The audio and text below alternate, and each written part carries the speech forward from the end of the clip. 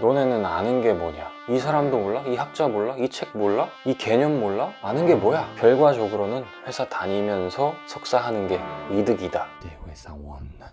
지금 전 3학기째고 이제 다음 학기가 이제 코스워크로는 마지막 학기고 조금씩 논문을 쓰고 있습니다. 저 같은 경우에는 회사를 다니면서 대학원을 다니고 있는데 회사와 학업을 병행하는 것에 대한 장점과 단점에 대해서 말씀드리도록 하겠습니다. 일단 첫 번째 장점은 모르는 게 많아진다. 모르는 게 점점 더 많아지는 것 같습니다. 내가 아는 게 정말 없구나. 이건 굉장히 중요한 것 같아요. 이 사회생활 경력, 경험이 쌓이다 보면 꼰대라는 건 자신의 경험을 과신하게 되면서 생겨나는 것 같아요. 공부를 계속 하게 되면 꼰대가 될 수 있는 가능성을 드라마틱하게 감소시켜 줄 수 있는 것 같습니다. 일단 교수님들이 자꾸 뭐라 하세요. 너네는 아는 게 뭐냐? 이 사람도 몰라? 이 학자 몰라? 이 책 몰라? 이 개념 몰라? 아는 게 뭐야? 한편으로는 짜증도 엄청나게 나긴 하지만 한편으로는 아직 많은 수련이 필요하다. 더 많은 걸 배워야겠다. 이런 겸손한 마음을 가지게 됩니다. 저도 이제 사회생활을 한 지 그래도 7년? 조금씩 내 안에서 싹트고 있는 건 교만인 것 같아요. 이거는 좀 내가 알지.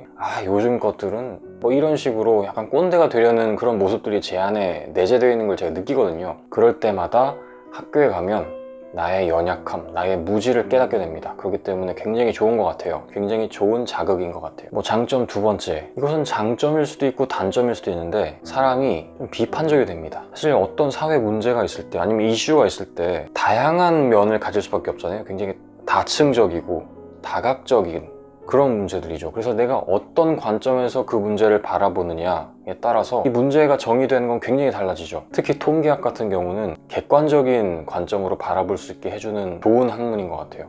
물론 너무 어려워서 계속은 못할 것 같은데 그런 것들을 계속 접하고 배우다 보니까 이제 뉴스에서 들리는 내용을 한번 의심하게 되는 거죠. 과연 저게 맞는 말일까? 누군가 어떤 주장을 하면서 근거로 되는 게 어떤 연구에 따르면 그 연구는 제대로 됐을까? 그 연구의 결함, 한계점은 뭐가 있을까?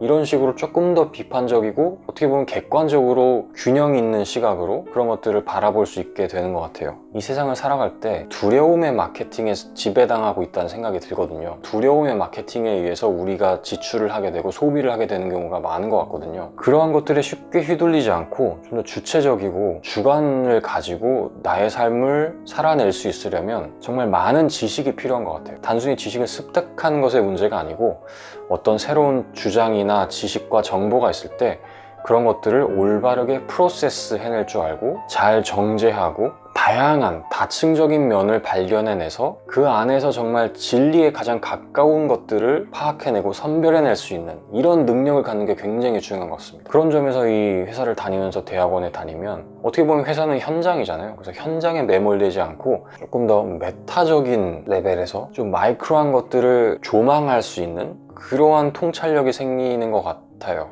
아직은 생기지 않았지만 그런 것들을 획득할 수 있는 어떤 역량을 개발하고 있다는 생각은 듭니다. 대학원은 결국 학문을 하는 곳이잖아요. 과학을 하는 곳이죠. 사실 과학도 완벽한 게 아니잖아요. 과학적이다 라는 말을 진리다로 환원해서 생각하는 경우가 많은 것 같은데 그건 사실이 아니죠. 그건 확실히 사실이 아닙니다. 과학도 결함이 있고 그 과학적인 방법론에도 분명한 한계가 있습니다. 특히 사회과학은 인간 그리고 사회를 연구하는 것인데 이 인간과 사회가 얼마나 복잡하고 정교한 존재들입니다. 복잡한 존재들을 그런 실험실 상황에 밀어넣고 실험을 한다? 말이 안 되는 거죠. 그렇기 때문에 이런 과학적 방법론을 맹신해서도 안 되고 거기에 매몰돼서도 안 되지만 과학이 의미 있는 것은 이 과학 공동체가 있기 때문인 것 같아요. 이 과학 공동체가 함께 노력해서 진리를 추구하고 노력을 하고 있기 때문에 의미가 있는 것 같고 가치가 있는 것 같습니다. 세 번째, 공공부문에서 일하시고 싶으신 분들은 학위를 따시는 걸 강력하게 추천드리고 싶어요. 사실 석사는 큰 의미는 없지만 박사까지 하게 된다면 어디 토론회 패널로 참여할 수 있는 기회도 많으실 거고 어디 강연 요청도 많으실 거고 그렇기 때문에 단순히 회사에서 일개 직원으로 일하는 것 뿐만이 아니라 일단 물론 자신이 그 학위를 일단 보유한 상태에서 적극적으로 다양한 활동들을 하셔야겠지만 그 박사 학위를 가지고 할 수 있는 것들이 꽤 많은 것 같습니다. 그래서 이런 유튜브를 할 때도 사실 박사 학위를 가지고 있는 사람이 특정 주제에 대해서 컨텐츠를 재밌게 만든다면 훨씬 더 파급력이 크겠죠. 성장할 수 있는 기회나 가능성도 훨씬 높을 거고요. 회사에서도 마찬가지고요. 뭐 그런 강연이나 패널 참여가 은근히 이게 수입 측면에서도 굉장히 좋거든요. 그러다가 나중에 책을 쓸 수도 있고요. 그렇게 되면 내 커리어 개발에도 도움이 될 수 있는 거죠. 많은 분들이 이제 학부를 마치고 대학원을 갈까 취업을 할까 이런 고민을 하실 텐데, 지난 영상에도 말씀드렸지만 바로 학부에서 대학원을 가버리면 이 취업이라는 문제가 해결되지 않은 상태이기 때문에 계속 두려움에 시달리게 될 거예요. 그런 점이 굉장히 큰 단점이죠. 그런데 이제 회사를 다니면서 대학원을 다닐 수 있으면 제일 좋은데, 첫 번째, 그렇게 대학원을 다닐 수 있도록 지원해주는 회사가 그렇게 많지는 않습니다. 물론 공공기관 중에서는 진짜 그냥 한 2년 동안은 그냥 학교에 다 보내주고 관련 비용도 다 지원해주는 그런 엄청나게 좋은 데도 있긴 하지만, 엄청 눈치 주고 아예 그냥 대학원 생활 자체가 불가한 그런 회사들도 많이 있죠. 그렇기 때문에 취업 이후에 대학원 공부를 하겠다, 이거는 약간 복불복인 것 같습니다.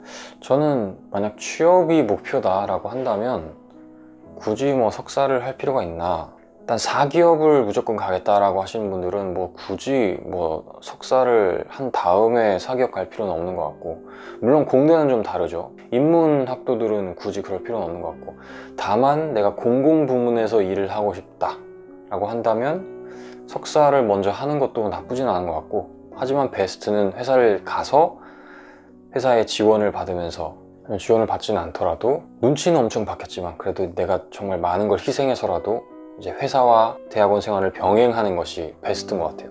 마지막으로 회사 생활과 대학원 생활을 병행할 때 단점에 대해서 말씀을 드리자면, 일단 미친 듯이 빡세고요. 진짜 신체적으로 체력적으로 너무나 힘이 들고, 두 번째로 학교 생활에 집중할 수가 없습니다. 저는 일주일에 한 번 목요일 전일을 활용해서 이제 학교를 가야 되기 때문에 내가 듣고 싶은 수업을 들을 수도 없고요.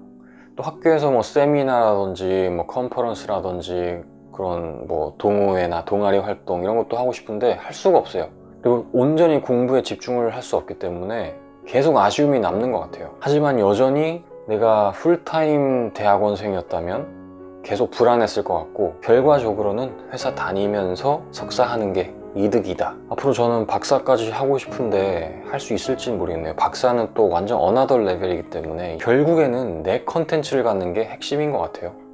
회사원으로서 살면서도 그냥 일개 부품으로 전락하지 않고 나만의 전문성이나 나의 존재감을 키우기 위해서는 나의 컨텐츠가 있어야 되는데, 나의 컨텐츠를 만들어내는 방법을 대학원에서도 찾을 수 있는 것 같거든요. 그런 학술적인 컨텐츠의 생산자가 될 수 있는 것 같아요. 혹시 대학원 생활과 관련해서 궁금한 점이 있으시면 댓글로 남겨주시고요. 제가 경험한 선에서 답변도 드리도록 하겠습니다. 다음 영상에서 만나요.